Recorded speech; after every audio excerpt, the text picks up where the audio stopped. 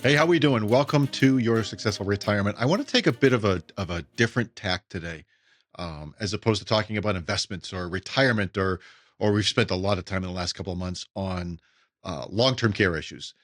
I want to talk about financial scams, and I bumped into one recently, and it kind of just jogged my memory of a bunch of different ones that happened in the last, say, 20 years that I kind of bumped into, and wanted to share some insights because it's very easy to get taken advantage of, and it really depends. There's all sorts of uh, different levels of scams. There's a lot that I would consider a scam that I guess is legitimate businesses, but it's kind of a scam. If you've ever been to Vegas, you go like downtown Vegas. At least you used to go down to downtown Vegas. I don't know how it is today. It's been a long time. And there are people on the street trying to drag you into these slot parlors. Is you got to come in, you got to go. This is the best deal on this. It's not the best deal on this in Las Vegas. It is not. If it was the best deal in Las Vegas, they don't have to drag you in. That's a scam. It's legal. But I want to talk about things that are legitimate criminal scams and how people fall for them. And I guess the first one, and we're dealing a lot with technology stuff. I guess the first technological scam that seemed to be out there was the Nigerian prince scam. They still call it that. I don't think it's originated in Nigeria anymore, although at one point, probably 20 years ago, the vast majority, it was a cottage industry in Nigeria. I mean, like a riot. Like they would have, we used to have, back in the day, we had internet cafes. They would have internet cafes full of guys just pulling the Nigerian prince scam. And if you're not familiar with it, which I'd be shocked if you're not, is you get this usually email these days, sometimes a fax. I still get about once a quarter, I'll get a Nigerian prince scam fax. And it will be, I am from this foreign country. We have this person that probably passed away. And we need to repatriate this money out of this country that I'm in. I am this official, and I'm doing this back channel type of communication because I need somebody in your country to be able to transfer the money to so that we can get it out. If not, the government is going to seize the whole thing and nobody gets it. I'm willing to split it 50-50 with you. How about it? And the scam is that you agree, they get your banking information so they can link your bank account, and they just rob you blind. Uh, it's enticing, but what makes it strange is people complain about the Nigerian prince scam is, I don't know how anybody falls for that. They misspell all sorts of words. They don't use right grammar. They use the wrong words. It doesn't look right. The seal doesn't match the this and all of this. That is 100% on purpose. They're not stupid Nigerians. They're brilliant Nigerians. They know that they can get, let's say if they send out 1 million emails, they'll get 5,000 people to respond if it looks legitimate. And of those 5,000 people, there are about 4 to 10 maybe that are gullible enough that will continue going forward. But they've got to sift through 5,000 people. If they make all of those spelling mistakes, all of those grammatical mistakes, make sure that the seal doesn't match the name of the person, that the person's name changes halfway through it, all of those mistakes are only ignored by the people gullible enough that all they see are the dollar signs and that's all they focus on. And because of that, they'll get the 4 to 10 people, and they will get almost all of the 4 to 10 people to convert, and they'll rob them blind. So that's very on purpose. And it reminds me of all of this as I think about it. And I'm a movie guy, as you know, is The Sting. And I love The Sting. That is such an underrated movie. The fact that it's not on TV or on streaming services more often is just shocking to me. Redford and Newman are great in the movie. I think better than Butch and Sundance.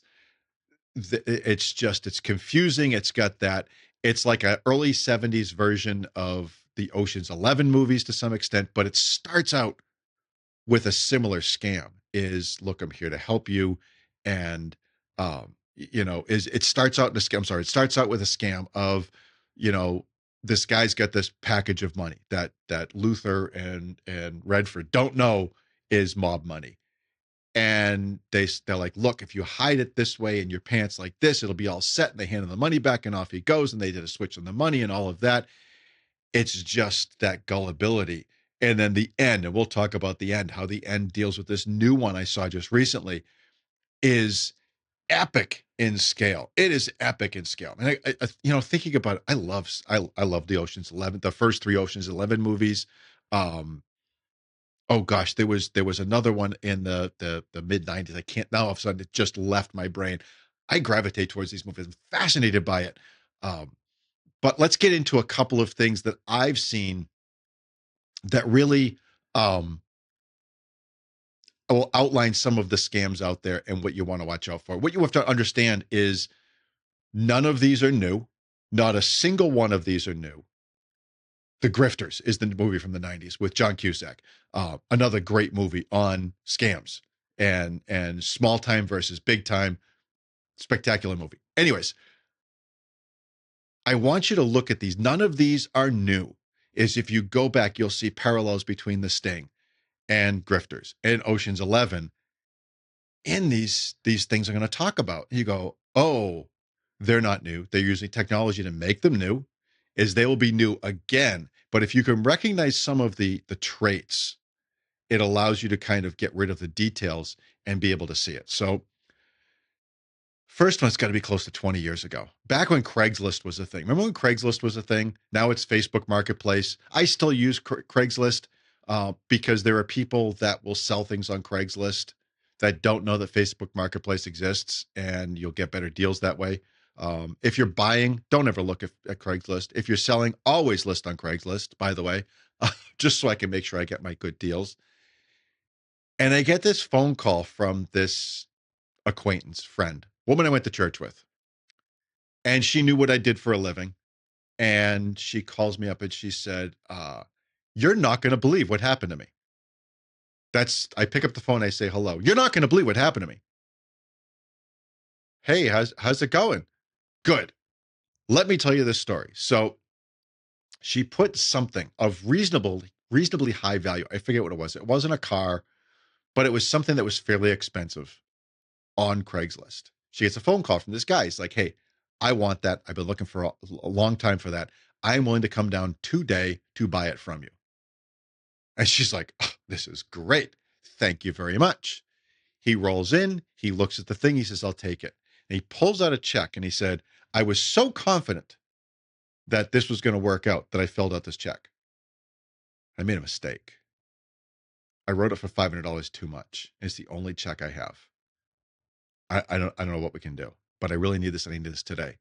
And she's like, gosh, I don't know. He's like, I mean, maybe if you're willing, I could give you this check. You could give me a check for $500 back and I'll take the thing and you cash that check. I'll cash this check and we'll be square, but only if you're okay with that. And oh, of course I would do that. That sounds fantastic. I'm just so happy to help you out. And off she goes, and she's telling me this story, and my eyes are closing, and I'm cringing my face. And I said, okay. She said, he literally went to my bank and cashed that check that day. I said, of course he did, because he wants his cash. Yeah. And then I said, and then 3 days later, your bank called you and said the whole thing's a scam. How did you know? What I realized at that moment and realized through a couple conversations with her and her husband subsequent was they thought I was a moron. Um, they just didn't think I was very bright and they were trying to help me out. Even though they were the ones that couldn't see, they were older than me. They had kids that were of age that should have known better. They didn't bother she didn't bother talking to the kids or anybody else. She just went headlong because she thought she was awesome and doing this great thing. But this was common. It's less common now only because people will use Venmo and Cash App and things like that. But it still exists. If somebody is out there saying, hey, look, I screwed this up. I'm willing to give you more and give me some back. There will be a way that they'll figure out with Venmo and Cash App and PayPal and all of that. There will be a thing, if they haven't already done so, to work it out so that they pull money from you and you don't pull money from them.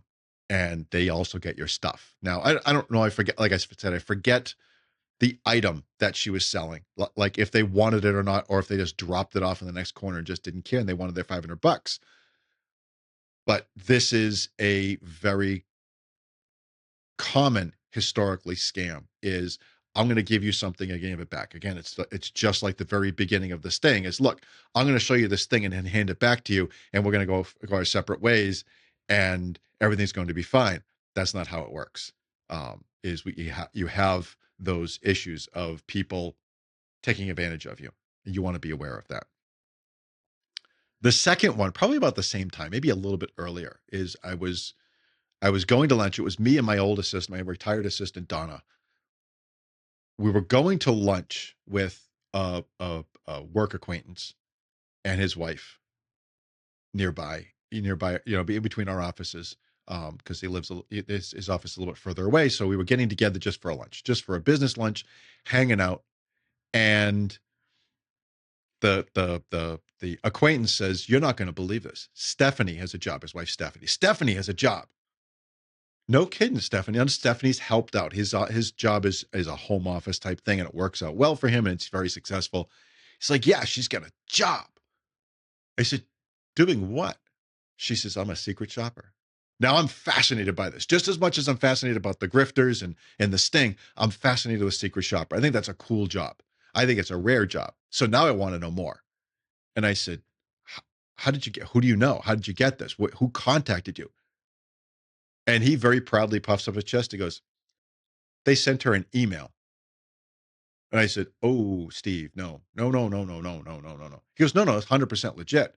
And he proceeds to explain what happens. He says, "Look, she gets paid for her time. So she gets paid $50, $100, $150 for however long she's quote unquote on the job." I said, "Okay." What she does is she goes out, and if she goes to a restaurant, she goes to the restaurant, she goes through the whole process. They will reimburse her for the meal, plus pay her on top of that. And they will get her insights in how the experience was. Same thing if she goes shopping. There's a cap on it, but she can go shopping at XYZ store. She can check it out, walk around, whatever she buys, she'll get reimbursed in addition to being paid. I said, "And they just emailed you out of the blue, no contact before?" "Yeah, absolutely." I said, "No, no." I said, "Steve, this is a scam. This is 100% a scam. They want to link to your bank account and then pull money out of your bank account. Or they're going to tell you, oh, by the way, there are these fees. Is you got to pay this fee to set up, you got to pay that fee. There's going to be this, there's going to be that. And they're going to send you somewhere and then they're going to disappear." No, absolutely not. No, no, no. And poor Steve thought the best of people. And we all want to, but there's not always the best people out there. And the funny thing about this whole situation was Stephanie's looking, going, just kind of listening on. She got very quiet. We get back to the office. It's maybe 2 hours later. The phone rings. It's Steve. Donna says, "Is Steve on the phone? He sounds kind of weird." So I pick up the phone. "Hey, Steve, what's going on?" "You're not going to believe this." "Oh, okay, what's going on?" Stephanie was thinking about it after we got together, and maybe this might be a scam. So she had me call the Secretary of State's office. Holy cow, this is a scam. I just called to let you know. Again, he called me to tell me that the thing I said was a scam is probably a scam. Okay. But thankfully they didn't get caught. I was able to head that one off at the pass. I was very happy to do so. Uh, and make sure that they didn't get caught, getting a ticket for a couple $1,000s, probably. More than likely, the company was looking just to charge them fees and then would just disappear. And they'd be left with, a little bit wiser, a little bit less money, but we kind of averted all of that. The fourth one, or the third one that I have, is fairly common with older Americans. This is like a really common thing. And this is going to be 5, 6, 7 years ago. I got this phone call from this client. And you want to be aware, especially if you have parents, older relatives, this is the target market. And it is a target rich environment. They can identify who's over the age of 75, target them. And it is very lucrative for people that are in this scam. You want to be aware of this. You want to be aware of this for yourself later on. You want to be aware of it for elderly relatives now. I will talk about there's a way to get around it when I finish this story. But I get this phone call one day from this client, and he says, "Hey, I'm just calling to let you know, if you get any strange emails from me, you need to call me." Dave, what's going on?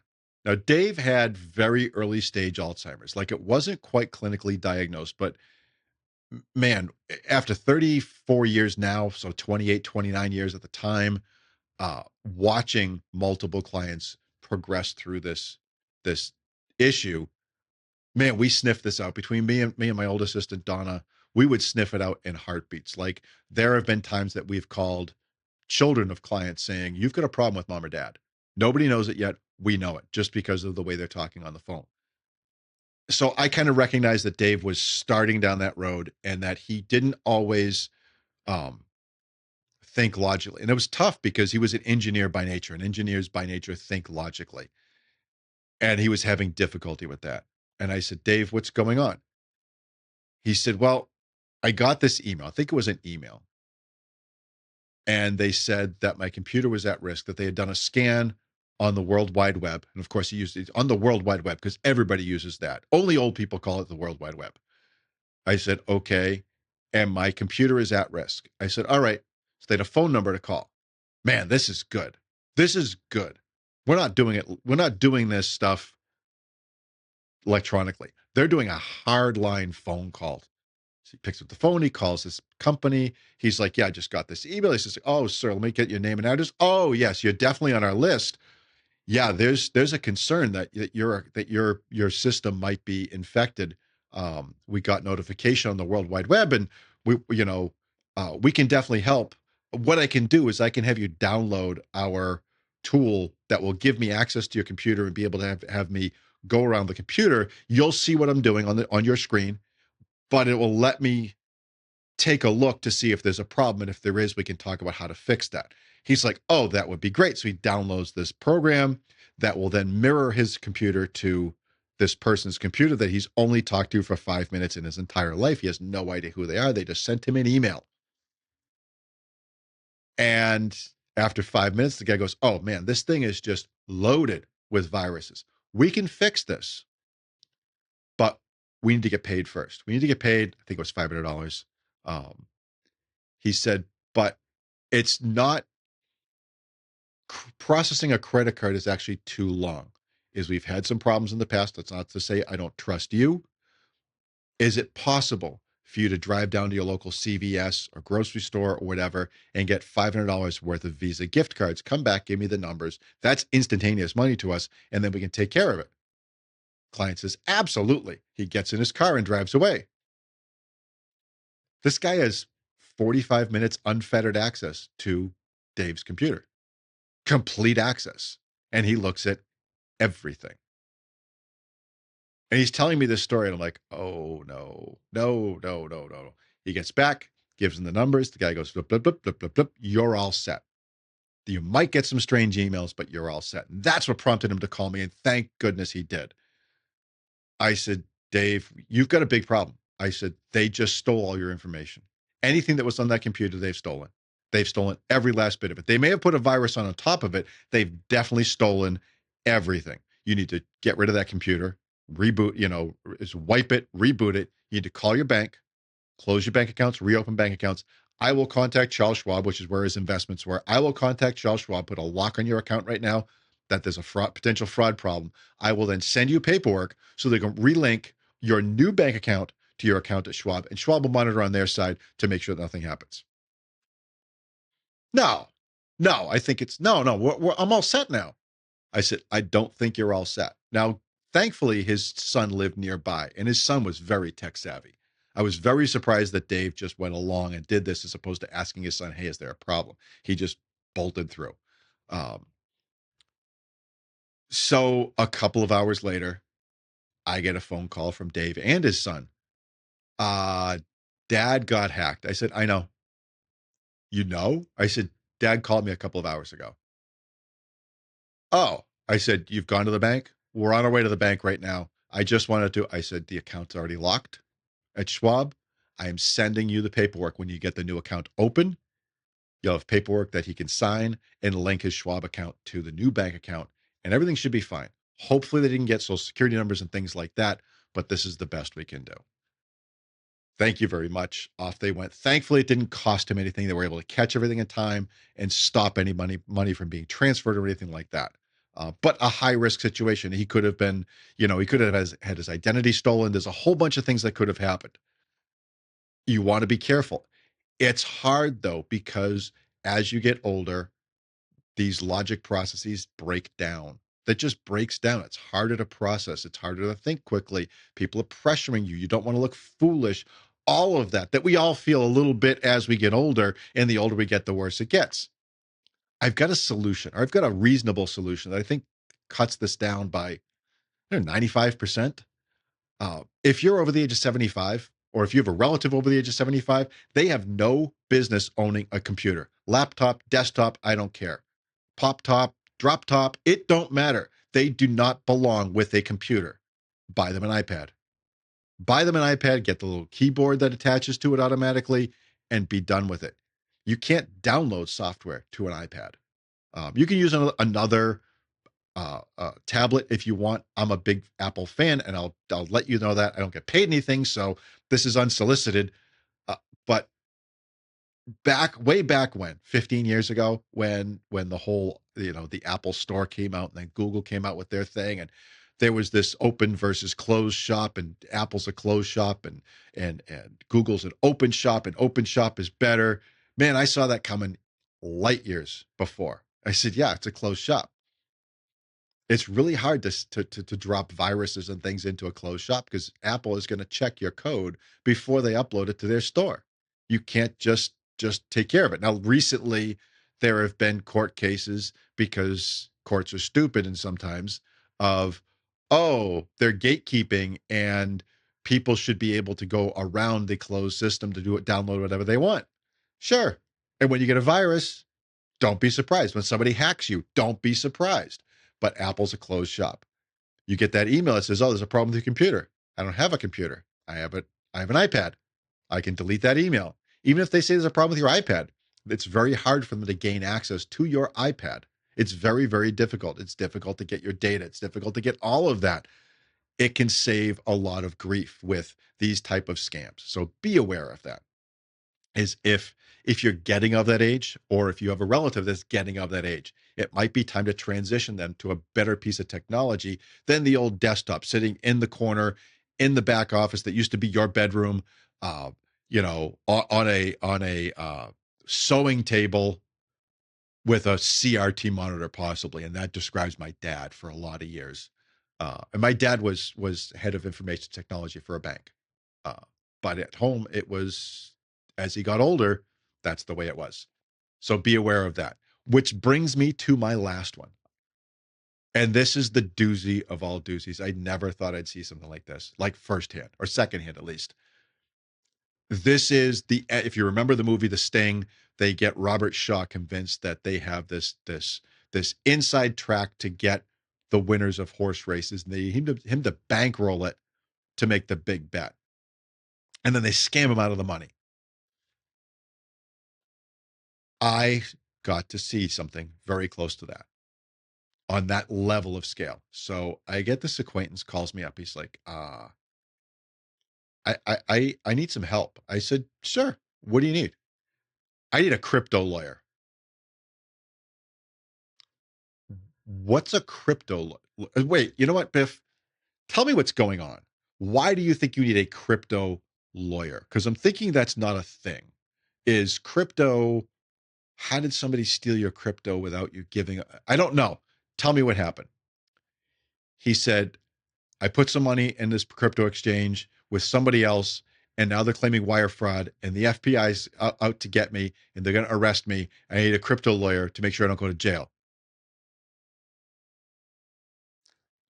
No. You need to back up. You need to back up the story. Okay. There's this woman at a bank in, I think, Switzerland.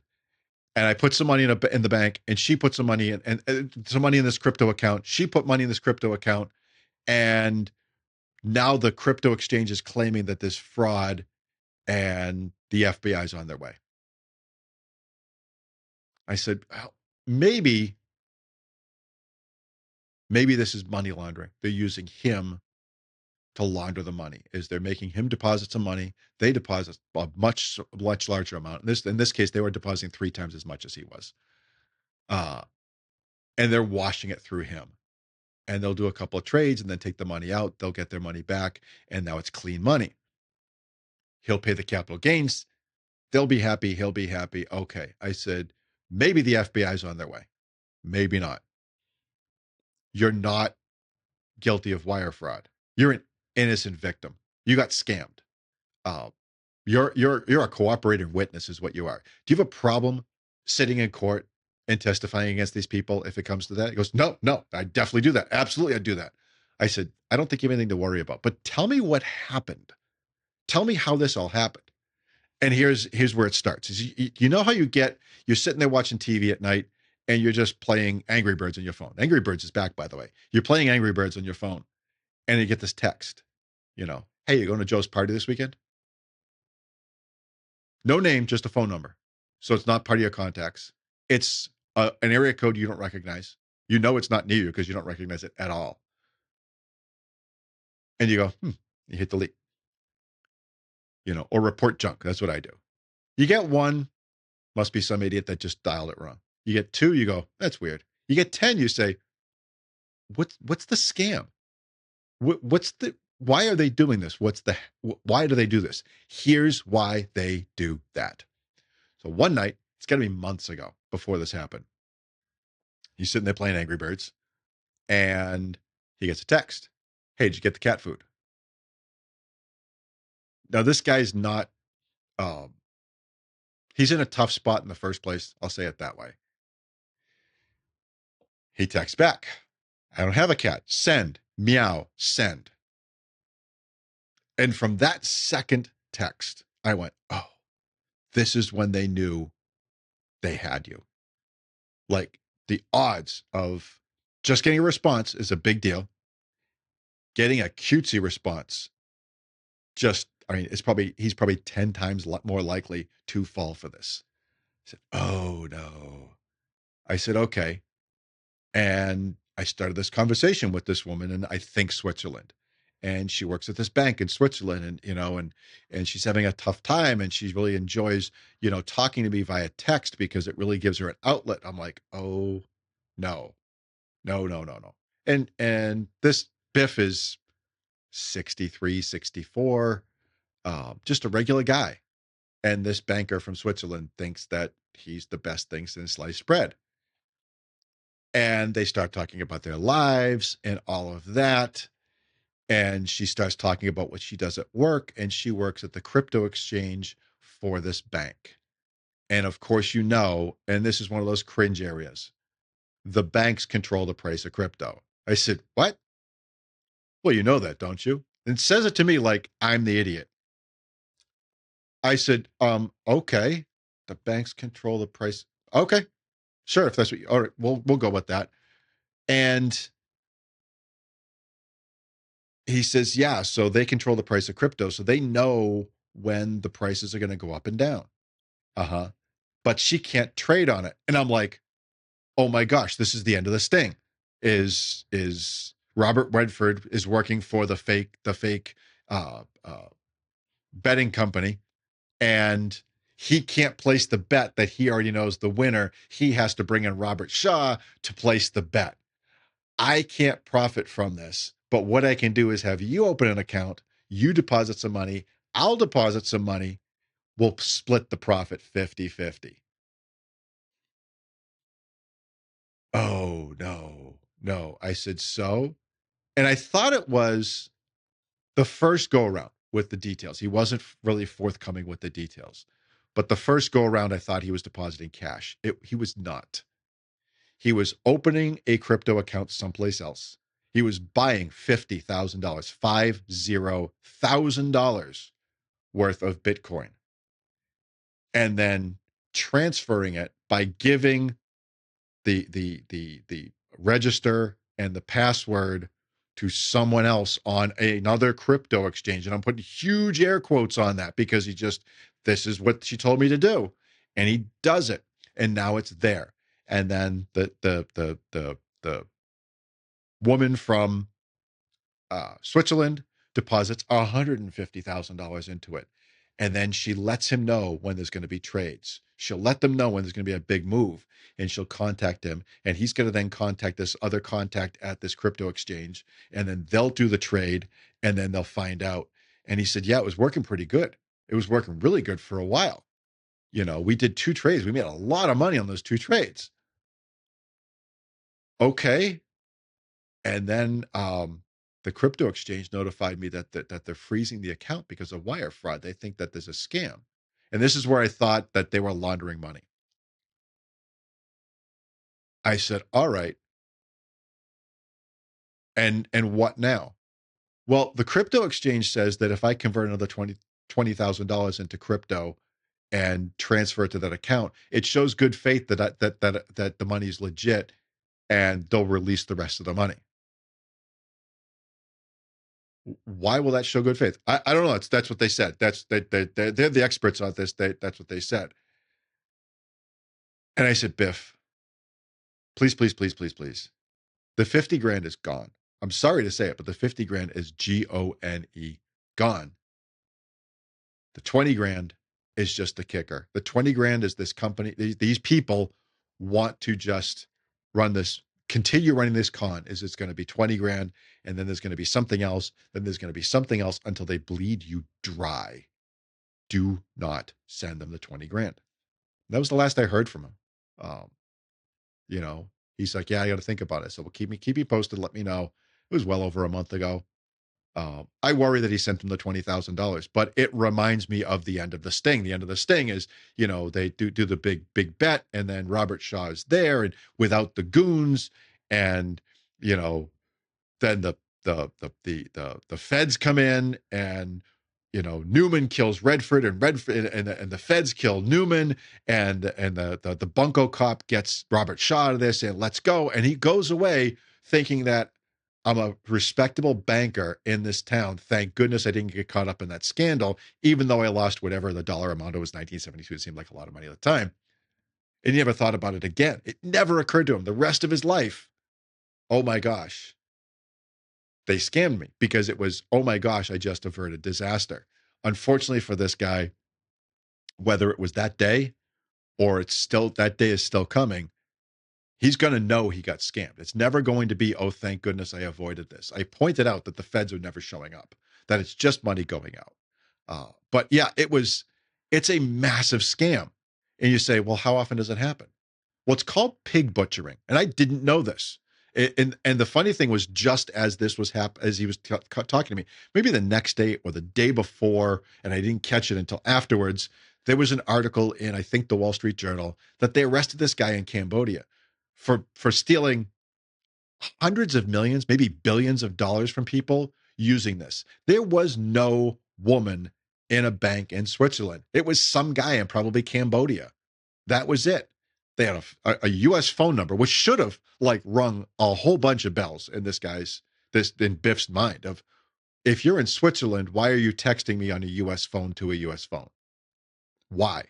That didn't make any sense. That made zero sense whatsoever.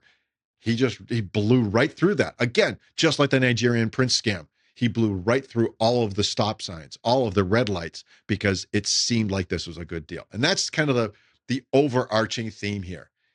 Nobody's doing you any favors in this world. Nobody. It's not the Nigerian prince. It's not the guy on Craigslist. It's not the guy trying to fix your computer. It's not the woman in Switzerland. It's not the guy at the timeshare. Oh, stay for the weekend. We'll present this thing for an hour, and you get a free weekend. There's no such thing. They will berate you and harass you. I had a friend years ago that when he first got married, they would do those 3 times a year, because he just didn't care about people. He had no problem telling them exactly where to go and just saying, hey, you owe me this thing. You owe me this time, and go pound sand. The rest of us are too nice to do that. I don't want to say he wasn't nice. He just lacked empathy for the situation. He was going to take advantage of it to his benefit as best as possible. But that's a scam as well, is we get sucked into this because we think we're getting something that we're not going to get. It reminds me of another movie, and this is again one of my favorite movies, is Ronin with Robert De Niro and Jean Reno. I love Jean Reno. Jean Reno has that confused killer look. He can look confused, and then he can look like a stone cold killer the next moment, and I love that about him.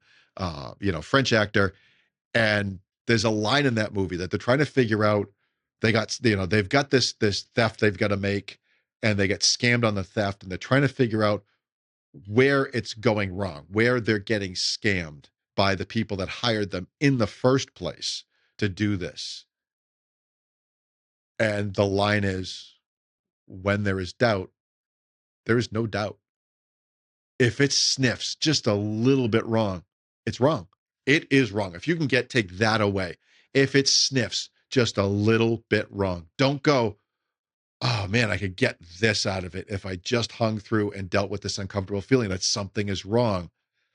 Nope, it's a scam. It is a scam 100% of the time. You need to be aware of that. So that's what I have for you today, is kind of that lesson, is take these 4 stories, the 5 with you, if you include the Nigerian prince, lock them in your mind. I did this as a story basis because stories are sticky. They lock into our heads.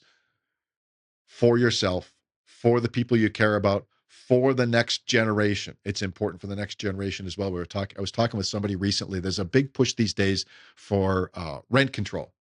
Is big deal in New York City. We just had an election there. They're trying to get a ballot question here in Massachusetts to reenact rent control. Why did we get rid of it? And they got rid of those things in the 80s. And there was a reason for it, was if they pass this in both New York City and Massachusetts in general, it's going to be the Rental Condoization Act of 2026 is what they found last time was landlords don't want to deal with it. So they just convert their apartments into condos and sell them and move on to some other investment. And now all of a sudden the number of units that are out there to rent goes down instead of going up. Why would people want to rent without having control over what they can charge for the rent? And I was talking with a client of mine about this who understands the economics behind that. He's like, why is that? Why did that happen? I said, because it was like 1983, the last time that people realized that. I said, 1983 was 42 years ago. He's like, holy cow, none of these people were alive back then. I said, no, none of them were. I said, you're looking at probably 1973. They had to be like adult aware to some extent to understand what was going on back then. So now you're looking at somebody that's 52 years old or younger, has no clue. And the ones 52 and older, some of them forgot. So the number of people that are like, oh, that's going to turn out to be a disaster, don't know it. So your job not only is to watch out for the older generation, and to be aware for yourself, is to pass this on to the next generation. Is make sure that your kids and grandkids know these things as well, because these scams won't be these scams, but they'll look basically the same. It'll be like in Ocean's 11 where they talk about, you need a Bliss and a this and a that, you need a Nipsey Russell and you need one of these. It's the same scam, just packaged up slightly different. So that's what I have for you today. If you have questions, jump in the show notes. You can definitely reach out to us that way. You can send me an email if you have a specific question at dennis@successfulmoney.com. We're always happy to help. If you get a chance, make sure that you give us 5 stars, give us a great rating where you can.